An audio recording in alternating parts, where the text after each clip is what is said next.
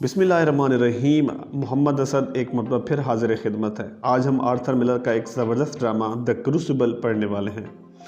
Arthur Miller की किताब the crucible Seelam में मज़हब के नाम पर होने वाले जुल्म और ज़्यादतियों पर एक बेहतरीन अंदाज में तनकीद को बताता है। तारीख़ के जुल्म सितम और संग दिली से भरे वाक़े की रोशनी में मिलर बेसिकली 20वीं सदी में अमेरिका में कम्युनिज़म के ख़िलाफ़ जो लॉर्ड मैकार्थी थे के जुल्म सितम को बयान कर रहा है, जिसके नतीजे में हज़ारों लोगों को कम्युनिस्ट होने की बहुत सख्त सज़ा मिली थी।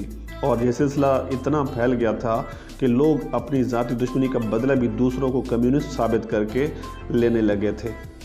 कहानी चूँकि 1992 में सीलम में होने वाले हकीकी वाक़े के बारे में लिखी गई है, तो कहानी का आगाज़ कुछ यूँ होता है कि कहानी के आगाज़ में रेवरेंड पेरिस, जो कि सीलम में मजहबी अमूर का वज़ीर है, से शुरू होता है। हेल अपने कमरे में बहुत परेशान दिखाई देता है क्योंकि उसकी जो बेटी है, जिसका नाम भी बेटी होता है, BETTY, रात से बेहोश होती है। हेल एबिगेल, जो कि बेटी की कज़न है और दूसरी लड़कियों को जंगल में रूहों को पुकारते और बुलाते देखता है। बेटी अपने बाप को देखकर सख्ते में आ जाती है और होश में ना आने की एक्टिंग करती है।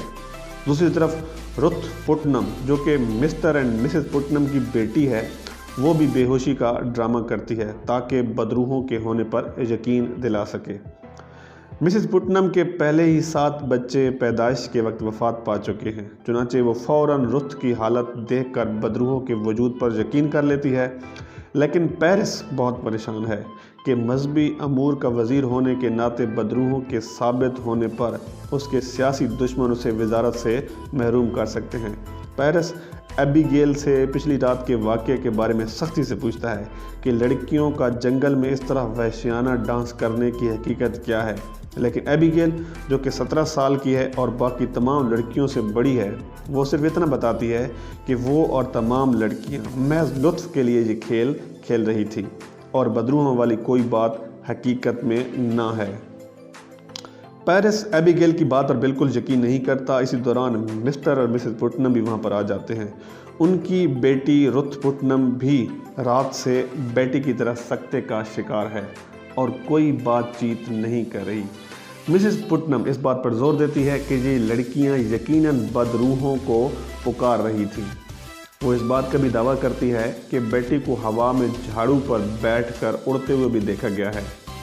पेरिस घर के नीचे मौजूद लोगों का सामना करने से गुरेज करता है, लेकिन बाद में लोगों को इस सारी सूरत हाल के बारे में बताने के लिए नीचे चला जाता है। इस दौरान मिस्टर और मिसेस पुटनम भी वापस चले जाते हैं। अब कमरे में सिर्फ एबिगेल, बेटी और मर्सी, जो कि पुटनम की मुलाजमा है, रह जाते हैं। फिर वहाँ मैरी वार्न भी आ जाती हैं, जो कि प्रॉक्टर कौन है जी? इस कहानी का हीरो है। उसकी मतलब जो मुलाजमा है वो आ जाती है। एबिगेल तमाम लड़कियों को सख्ती से मना करती है कि कोई भी बदरूहों को पुकारने वाली बात को सच ना कहें, वरना सभी मुश्किल में फंस जाएंगे। इस मौके पर बेटी जो है वो अचानक उठती है और एबिगेल पर चिल्लाते हुए इल्ज़ाम लगाती है कि उसने खून पिया है और प्रॉक्टर की जो बीवी है एलिज़ाबेथ को कत्ल करने के लिए जादू किया है। एबिगेल बेटी को मारती है और सबको इस मामले पर खामोश रहने के लिए ज़ोर देती है। यहाँ जॉन प्रॉक्टर दाखिल होता है, जो कि पेशे के एतबार से एक किसान है। वो आकर मैरी को, जो कि उसकी मुलाजमा है, उसे डांटता है और उसे घर भेज देता है। मैरी के साथ मर्सी भी चली जाती है। अब वहाँ पर एबिगेल और प्रॉक्टर रह जाते हैं। एबिगेल, जो कभी प्रॉक्टर के घर मुलाजमा थी, इस दौरान उसके और प्रॉक्टर के दरमियान नाजायज़ ताल्लुकात भी कायम हुए थे, जिसका एलिज़ाबेथ प्रॉक्टर की बीवी को जब पता चला तो उसने एबिगेल को नौकरी से निकाल दिया था। प्रॉक्टर भी इस गलती पर एलिज़ाबेथ के सामने बहुत शर्मिंदा था और तब से उसने एबिगेल से कोई राब्ता नहीं रखा था। एबिगेल खुश होती है कि शायद प्रॉक्टर उसकी मोहब्बत में उसे मिलने आया है। वो प्रॉक्टर को दोबारा अपनी तरफ मुतवज्जे करती है। उसी वक्त नीचे से दुआएं और पढ़ने की ऊंची आवाज़ें आती हैं और बेहोश बेटी एकदम से उठकर ज़ोर ज़ोर से तालियां बजाने लग जाती है। पेरिस भागकर कमरे में आता है और उसके पीछे कुछ दूसरे लोग भी आ जाते हैं। पेरिस प्रॉक्टर को देखकर बाकायदगी से चर्च ना आने और चर्च के बारे में अच्छे ख्याल ना रखने पर बुरा भला कहता है। पेरिस पुटनम और बाकी लोग फिर एबिगेल से दोबारा तफ्तीश शुरू कर देते हैं। इस बार टिटूबा का नाम भी सामने आता है, जो कि अफ्रीका से ताल्लुक़ रखती हैं और बदरूहों को पुकारने का इल्म रखती हैं। नाम याद रखिएगा, टिटूबा, TITUBA। पेरिस रेवरेंड हेल को बुलाता है, जो कि बदरूहों को तलाश करने में बहुत महारत रखता है। हेल बहुत सी किताबों के साथ वहां आता है और लड़कियों से मुख्तलिफ़ किस्म के सवालात पूछता है ताकि हकीकत को जान सके। प्रॉक्टर वहां से गुस्से में चला जाता है और लड़कियां बिल आखिर दूसरों के दबाव में आकर कई लोगों पर बदरूह होने के इल्ज़ाम लगा देती हैं। इस तरह तकरीबन 8 दिन गुजर जाते हैं। बहुत से लोगों को बदरूह होने के इल्ज़ाम में पकड़ लिया जाता है और सख्त आजमाइश से गुजारा जाता है। कई लोगों को फांसी भी दे दी जाती है। एलिज़ाबेथ मैरी वार्न को डांटती है कि वो कई दिनों से काम पर क्यों नहीं आई। मैरी बताती है कि अब उसे अदालत में गवाही के लिए बुलाया जाता है। वो दूसरे लोगों में बदरूह को पहचान लेती है। मैरी एलिज़ाबेथ को कपड़े की बनी हुई एक गुड़िया देती है, जो कि उसने अदालत में फारिग वक्त में बैठकर बनाई होती है। एलिज़ाबेथ डॉक्टर से एबिगेल के बारे में बात करती है कि एबिगेल प्रॉक्टर की मोहब्बत में कहीं एलिज़ाबेथ को भी बदरूह न करार दे दे। प्रॉक्टर उनके इन इल्ज़ामात को झुठलाता है। एलिज़ाबेथ प्रॉक्टर पर जोर देती है कि वो अदालत में जाकर सब कुछ सच सच बता दे कि ये सब लड़कियां झूठी हैं। रेवरेंड हेल भी वहाँ पे आ जाता है और प्रॉक्टर से कहता है कि अच्छे और नेक लोगों को बदरूह होने का कोई डर नहीं होता और ये कि तमाम लड़कियां सिर्फ इन्हें इल्ज़ाम लगा रही हैं जिनके अंदर शैतान दाखिल होता है। इस दौरान जाइल्स कोरे और फ्रांसिस फर्ड्स, जो कि इस इलाके के बहुत मोअज़्ज़ज़ लोगों में शुमार होते हैं, आकर बताते हैं कि उनकी बीवियों को भी बदरूह होने का इल्ज़ाम है और उन्हें गिरफ़्तार कर लिया गया है। यहाँ अदालत का चेला सामने आता है जिसका नाम होता है जी कांस्टेबल शिवर और मार्शल हैरिक। वो एलिज़ाबेथ को गिरफ़्तार करने के लिए आते हैं। एबिगेल एलिज़ाबेथ पर बदरूह होने का इल्ज़ाम लगाती है।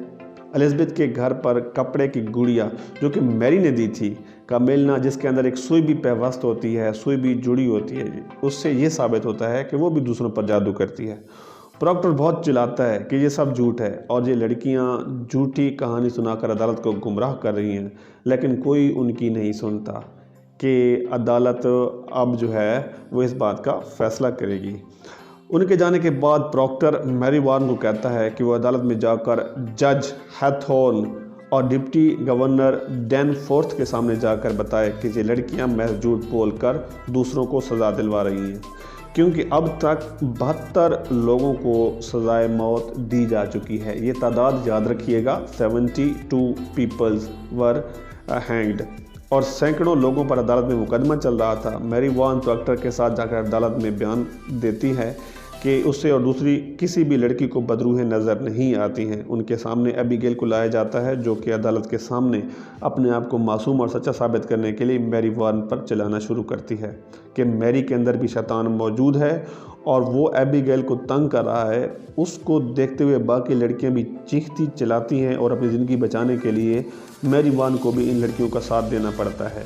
मैरी वार्न अपनी ज़िंदगी बचाने के लिए प्रॉक्टर पर इल्ज़ाम लगा देती है कि प्रॉक्टर ने ज़बरदस्ती उससे कहलवाया था कि उसे बदरूहें नज़र आती हैं। इस तरह प्रॉक्टर पर भी इल्ज़ाम आ जाता है कि उसने अदालत को गुमराह करने की कोशिश की। प्रॉक्टर जब देखता है कि इन लड़कियों की मासूमियत पर कोई शक नहीं किया जा रहा, तो वो एबिगेल के साथ अपने नाजायज़ ताल्लुकात की हकीकत को बयान कर देता है ताकि अदालत के सामने एबिगेल का सही चेहरा सामने आ जाए। प्रॉक्टर बताता है कि एलिज़ाबेथ को भी इस बात का इल्म है और उसने उन्हीं ताल्लुकात की बिना पर एबिगेल को नौकरी से निकाल दिया था। एबिगेल इस इल्ज़ाम से बिल्कुल इनकार कर देती है और उसके और प्रॉक्टर के दरमियान कोई ताल्लुक कभी भी नहीं था, वो इस चीज़ को बयान करती है। इस मामले को साबित करने के लिए एलिज़ाबेथ को बुलाया जाता है ताकि हकीकत बता सके उसने एबिगेल को नौकरी से क्यों निकाला था। जब एलिज़ाबेथ को बुलाया जाता है और वो प्रॉक्टर और एबिगेल के बारे में पूछा जाता है, तो वो ये सोच कर सच बताने से कहीं प्रॉक्टर को गिरफ़्तार ना कर लिया जाए, वो कहती है कि प्रॉक्टर बहुत अच्छा इंसान है और उसके और एबिगेल के दरमियान कोई ऐसा गलत ताल्लुक़ नहीं, और ये कि उसने एबिगेल को शक की बिना पर नौकरी से नहीं निकाला था बल्कि किसी ज़ाती वजह से निकाला था। इस तरह प्रॉक्टर एबिगेल पर लगा इल्ज़ाम साबित नहीं कर पाता और गिरफ़्तार कर लिया जाता है। بعد میں پراکٹر پر زور ڈالا جاتا ہے کہ وہ مان جائے کہ اس کے اندر بھی شیطان موجود ہے۔ پراکٹر ہیل اور الزبتھ کے اصرار پر صرف یہ لکھ کر دینے کو تیار ہو جاتا ہے کہ اس میں شیطان موجود ہے، لیکن پھر یہ سوچ کر اس کے جن دوستوں نے بھی جان کی قربانی دی تھی لیکن خود کو شیطان کا ساتھی قرار نہیں دیا تھا، پراکٹر ان کی قربانی کے بدلے اپنی زندگی نہیں بچا سکتا۔ یہ کہہ کر پراکٹر اپنا لکھا ہوا بیان پھاڑ دیتا ہے اور اس طرح اگلی صبح پراکٹر اور ریبیکا کو پھانسی گھاٹ سزائے موت کے لیے لے جا رہے ہوتے ہیں۔